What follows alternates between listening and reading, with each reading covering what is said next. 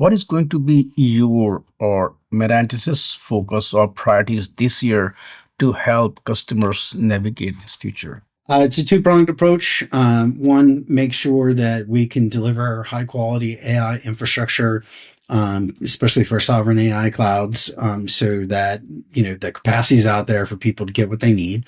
Because we know that that's just an ongoing problem. There's still, there's no glut, right? There's still a demand, more demand than there is capacity, and you can see that with RAM prices. You can see that with everything, and that's not going to go away right away. And then the second is the application, the practical application of agents to real world business problems. It's about knocking down the low hanging fruit, the things that get you somewhere so that you can use that as a proof point to kind of build on and build the DNA, the culture change inside the business that you need to basically cross the AI chasm.